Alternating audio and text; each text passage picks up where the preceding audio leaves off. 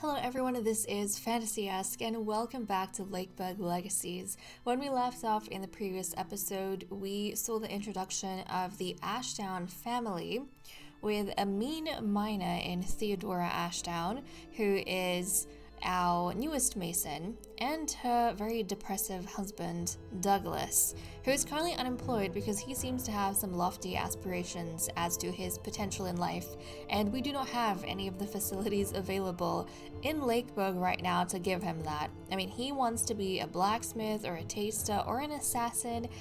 Yeah, he seems to be, quite energetic. And aside from being boring and depressive, he wants to get something done, but not in whatever we have right now.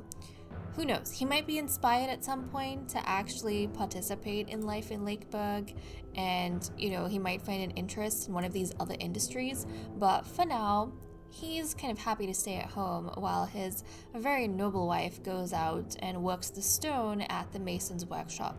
We also had Theodora's colleague, where is he? Brynja. Actually, yeah, Brynja's a mason, right? Yeah, her colleague Brynja, he took on an apprentice. He took on the son of the guy he's having an affair with as his apprentice. So little Chris over here, our handsome Chris, who gets his beauty from his mother Beatrice, the most beautiful woman we have in Lakeburg. He was recommended to Brynja by his father Slavomir, and Slavomir has been having an affair with Brynja, behind his wife's back. And yeah, Beatrice doesn't know about this, Marie doesn't know about this, and now Slavomir has like a cover for meeting with Brynja. He can use his son as an excuse, which, poor little Chris doesn't even know that he is assisting his father in this very terrible thing he's doing. But he's beautiful, he's nimble, he's got a lot of things going for him. The only thing is he's a little bit indecisive, but we'll have to see how that pans out for him as he gets older. But okay, guys, let us get going and see what's happening. Oh, we also, I think, Eberulf actually divorced Raimonda. Like, they had a divorce. So now Raimonda is a single mother with Pepin. And Eberulf, he's like back on the streets at 40 years old. So life is a bit rough for him right now. But okay, let's get things going, see what's happening in town. It is 8th March, the year 15, so it's been 15 years since we started in Lakeburg. Let's see, Everard and Bjorn have not gotten along well. So Bjorn, our seamster, again, guys, I don't know what it is with our colleagues, but for some reason, the people who work together, don't actually like each other. We had that situation, we have it in the hunter's cabin, we have that situation in the bakery, and now apparently in the sewing workshop, these two are kind of following in those footsteps. Everard is not getting along well with Bjorn. And if this keeps going, they're going to end up becoming rivals. I feel kind of bad for them. Why is that? Why does nobody like their colleagues? And then Theodoric and Anne, their relationship, I think, is struggling. Where is Anne? Yeah, Anne and Theodoric are struggling a little bit in their relationship. Things are just not working out too well. They're not getting along together. I feel like Anne at this point maybe prefers being at the mine and spending time with Pepin, her apprentice, over being at home with Theodoric. So if things don't improve, they might be headed for a breakup soon. Yeah. Okay, yeah, these two are apparently hanging out over here, and they did not have a good impression of each other. I guess they've been, staying out of each other's way at the sewing workshop. Huh. Okay. And I actually wonder if Theodora and Douglas have had time to kind of interact with each other a little bit more. Theodora and Douglas share a really interesting discussion. Yeah, they're the same age. Their relationship started off really average, but I think it's been going okay. Nobody's too kind of excited about it. It could be just a marriage of convenience, to be honest, but, they're making it work somehow. I think Douglas is definitely taken up by how capable Theodora is. She's very capable, and she comes from a very noble background. In fact, I think Anne Frost, if I'm not mistaken, was, I could be wrong. Was it Anne Frost or Drusilla? I kind of feel like Anne Frost was maybe a noble when she came in, but she has become a peasant because of her career. So right now Theodora is the only noble person that we have in Lakeburg. She comes from a noble family. She's probably going to become a peasant at some point because of her masonry, but I feel like that would give Douglas a lot of, like, he married above his station, you know, so he would, I think, feel very good about himself. Okay, well, let's keep going. Continue to build up our stores. Oh my goodness. Okay, what's going on? What's going on? Slavomir, as if you don't have enough things to worry about. And Bjorn, who's out on the streets, our seamster, is 26 years old. Let's see. Love is in the dungeon. There are weird rumors going on in the smoky rooms of Lakeburg's inns. Some say admirers of public executions, including Bjorn and Slavomir, secretly meet in the dungeon to play victim and executioner? Oh my goodness. Wearing tight leather suits and using torture racks in rather unconventional ways. Slavomir, what are you doing? What are you doing? I feel so bad for Chris. Like, what is... His father's got a dark side. Like, he's got the most beautiful wife in all of Lakeburg, but his father has, like, a dark side. First having that love affair, that secret love affair with Brynjar the Mason. Now, as soon as he got his son apprenticed to the Mason, now there are rumors going on about him and the homeless seamster Bjorn. Oh, what is going on?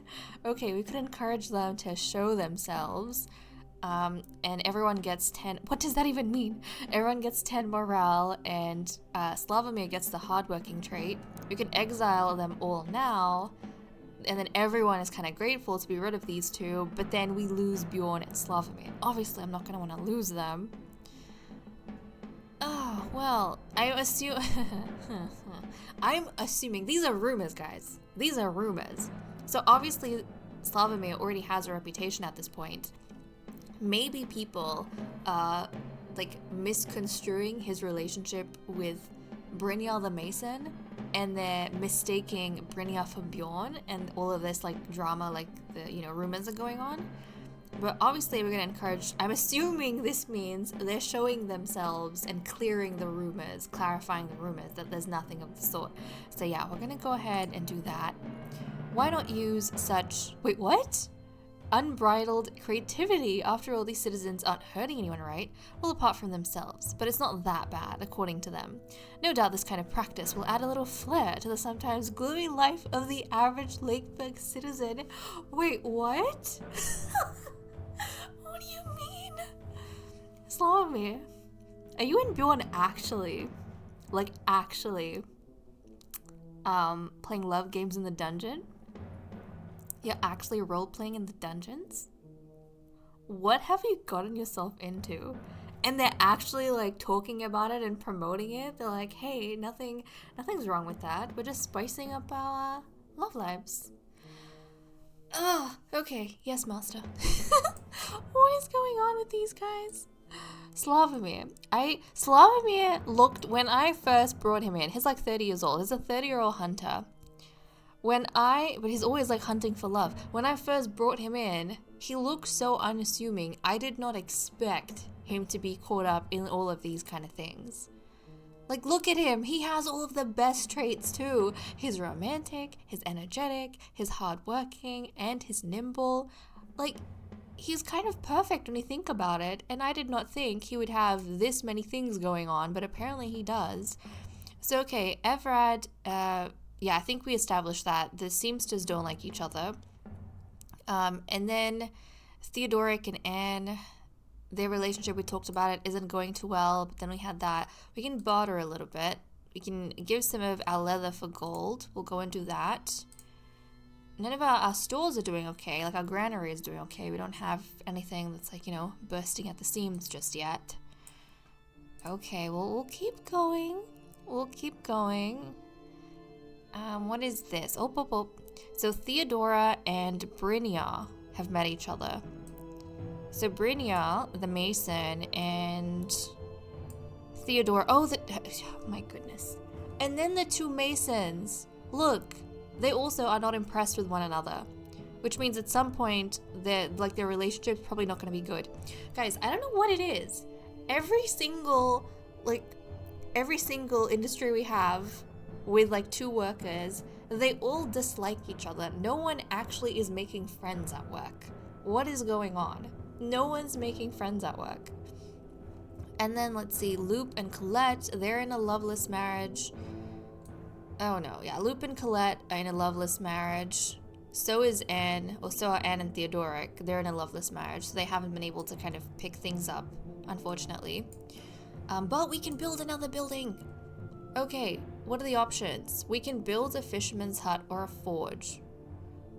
A fisherman's hut or a forge. I kind of want a forge. I mean, we could get fish if we do the fisherman's hut, but we could get weapons and tools if we do the forge, which is also kind of important. I think I want the... Actually, hold on. There's another way we can decide this. There's another way. Because I think we have someone who's unemployed right now. That's Douglas. A blacksmith, taster, assassin. If we get the forge, he can become a blacksmith. So I think it makes more sense for us to get the forge. So we're going to do that. We're going to get the forge. We're going to build a forge. Okay, there we go. And now Douglas can become a blacksmith.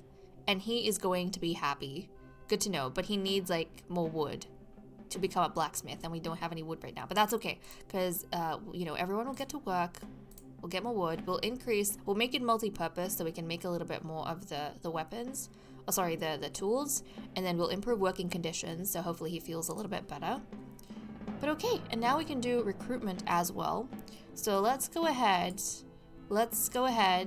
and recruit. Let's see. We only have, I think, the opening at the rodent nest. So let's have a look. Oh, we have Alaric over here, who could be a farmer, croupier, or a chancellor. And then we have Ursula, who could be a butcher, miner, or a taster. She's 18, he's 23. So Alaric Brielle, Ursula Lebreton. Let's have a look. Could we have another... Farming slot would be hard, and then we had miner. I think the mining slot would be easier, because that's only 40 wood, and the farming, yeah. Okay, I think we'll get Ursula. We'll recruit her. And then she can be a miner. So we'll get Ursula, 18-year-old Ursula. Let us bring her in. Okay, hold on. Ursula, let's take a closer look at her. I'm gonna change her last name. Norton? Ursula Norton? Ursula Brielle. Brielle sounds nice. Okay, this is gonna be Ursula Brielle. She's rowdy, indecisive, and proud. She doesn't have any genetic traits to pass on to her offspring. And she seems like a very tough sort of woman. Okay. She likes painting, dancing, and divination. She does not like traits, poetry, and muscle. So even though she's a tough woman, maybe she doesn't like being seen as too tough, and she doesn't like people who pretend like they're really tough or that they don't need help. Okay. And poetry to her probably seems a little bit too flimsy, treats too much indulgence, but she likes being introspective, with the painting and such. She likes something, she likes a sense of rhythm, I think, and connection to other people through things like dancing, and she does believe in fate. Okay, so that's what we have. She looks very, very lovely, by the way. Ursula Brielle. Okay, so we have her. We need to open up a new, I think, was it a mining slot? Yeah, a new mining slot. We also need to build her a new home. Hold on a second. Let's come over here. And let's wait until we can build her a new home. Okay, we're waiting up on the wood just a little bit. Oh my goodness. Oh my goodness. Hold on. We have things happening. Douglas and Theodora, they are in a loveless marriage, so things are going downhill for them very, very quickly. I guess after Douglas has become a blacksmith, they have even less time to spend with each other, which totally makes sense because look, the forge is all the way up here, and the mason's workshop is down here, so they are quite far away from one another in their daily lives. Raymonda and Marie have become enemies, so now we have enemies at the hunter's cabin, and we also have enemies at the bakery. And then the Morrow family have announced the arrival of Theojule. Okay, we might change this name. We have a little baby who's got the mother's hair color, the father's skin tone, and the mother's eyes. And this is a baby boy, another boy. Okay, his aesthetic, and he's got nimbleness. I think from his mother? Yeah, okay, that is really cute. Oh look, he has potential for being a baker or a mason. That's adorable. Okay, his name, really quickly. I want to change his name. Murray Morrow? Oh my goodness, no, that would be so confusing to say. Bernard Morrow? I mean, Bernard's a okay name, right? Nathan Morrow? Maybe we'll go with Nathan. Nathan Morrow. Okay, that is a little baby. We've got little baby Nathan. And his father's Hubert, his mother's Elfrida. Okay, very, very cute, very, very cute. So we are expanding, slowly but surely, guys. We are expanding. It's very easy to get overwhelmed, especially as you start to get more and more characters coming in. Because I'm trying to keep an eye on like all the changes that are happening in town. I'm also trying to, get wood going. Okay, Everard and Drusilla are in love. Everard, Drusilla, where are you? Okay, the Knapp family, I think they were having... Actually, I don't know how they were going. They might have been having a rough time, but it's picking up again. And then Lupe and Colette are back to being infatuated. I'm surprised they have not, divorced each other, but they play hot and cold. They play hot and cold constantly. Okay, we should have enough soon. Oh, okay, hold on. Hold on. What's happening? What's happening? Geez. Raymonda and Marie are sworn enemies now. So our two bakers, guys, are sworn enemies. Theodoric and Anne Frost, they're being infatuated. So the two hunters that we have, Slavomir and Theodoric, oh no, sorry, I've got the wrong guys. Lupe and Slavomir, they are enemies, but they're not sworn enemies. Whereas the bakers, Raymonda and Marie, they have become sworn enemies with one another. Oh my goodness. Yeah, things are so bad at this point. They're so bad with each other. They're probably throwing loaves of bread and baguette at each other. Pepin has grown up! Oh my goodness, hold on a second. So many things happening. We're gonna build a house over here. Ursula is going to establish her own household. She's gonna establish the Brielle family. Okay, good to know. So we have some security there. We need to save up we need to save up enough wood. Is it wood that I said we have to save up? Because we have to open up a mining slot, actually. We have to do that. And Pepin is 12 years old. He's still an apprentice. He's, still quite young, not an adult just yet. But guys, look at him. This is Pepin. This is our boy Pepin. Where's the inheritance? We need to see his parents. So he is the son, the first baby that was born. He's 12 years old now. He's a glutton and greedy. He's the first baby that was born in our Lakeburg. His father is Lupe, and his mother was Teresa Denon, the founder and very first lumberjack who passed on. But look at how cool he looks. Oh, that's adorable. I love seeing the genetics as play as they get older. Wow, Pepin Denon, look at you, buddy. Look at you. But I don't want to get Ursula married until we have. Wait, hold on, Ursula, hold on. I'm just checking in case it changes. But okay, we can open up a mining slot. Excellent. So Ursula is going to be our second miner. Please get along well with Anne. We have too many people who don't like each other. too many. Please get along well with Anne. Okay, I'm gonna have to shut down the village journal for a little bit. Otherwise, I'm gonna get like way too overwhelmed keeping up with everyone. But Ursula, let's go ahead and actually get you a husband. And wait, we only have one opening.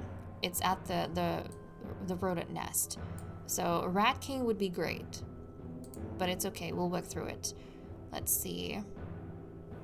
Ursula, she's 19 years old right now. Let's see who she finds. It's an average match with Osmond, who's 28 years old. He's of the peasant class. He's ill-mannered, ascetic, and depressive. A blacksmith, gatherer, and livestock farmer, so we could have another blacksmith if we get him. He likes fashion, poetry, and the countryside. Doesn't like flowers, feasting, and mussels.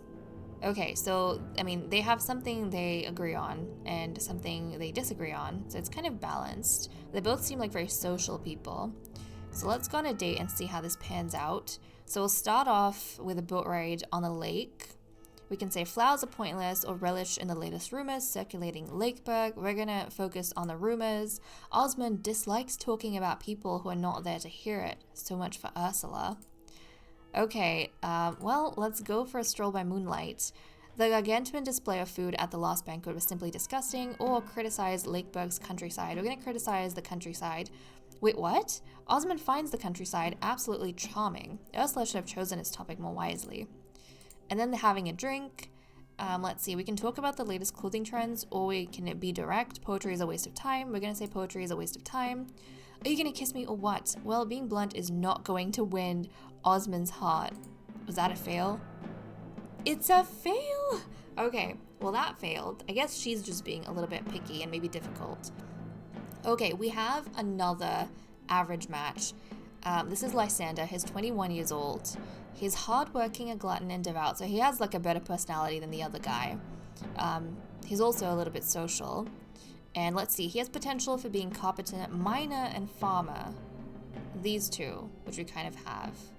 And she's a miner. So they could end up becoming co-workers.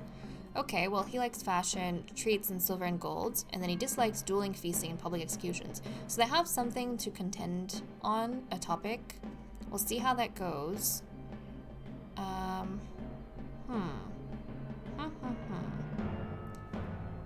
But it says, I mean, he has more strength than anything. I thought he has kind of, you know, more... Oh, I suppose his traits give him charisma. Ah, okay, he's kind of social because of his traits. Right. Okay, well, we'll go on a date, see how this works out. So this is Ursula's second date, a very picky 18-year-old. So a stroll by moonlight, we can say money creates more problems than it solves, or flowers are pointless. We'll go for the flowers. Concerned about allergies, Lysander will never let flowers enter his house. Okay, then we're going for a boat ride on the lake. We can say, what if we abolish the death penalty, or talk about good food? We'll talk about the good food. Lysander does not differentiate between meat and fish. Insisting on the subject would be rather futile. And then we're going to the inn. We're wrapping things up over here. So we can either make fun of people more interested in their outfits than in their skills, or criticize those barbarians who see dueling as a pleasant hobby. We're going to criticize dueling. Dueling is simply barbaric. Lysander couldn't agree more. And it's a match! Okay, it is a match, guys. It is a match between the two of them, and their love meters at 2. Their affinities average. So Ursula and Lysander. Okay, well, Lysander, you can be a miner. Can we open, actually, out of the two, a mining slot, 165, a farming slot, oh, okay, we're going to open up a mining slot, I think. We're going to have to work on that next time, but I think we're going to try and open up a mining slot because the farming slot is going to take like too many resources. You know, it's easier for him to become a miner. So he and Ursula are going to become co-workers, which is going to be quite fun. So we have like a farming couple working together. And now we're going to have a mining couple. Hopefully that helps out in their marriage since, you know, they're going to be together all the time. But okay, guys, with that said and done, I am going to leave off here. Thank you so much for watching. I hope you all enjoyed, and I will see you all next time. Bye-bye.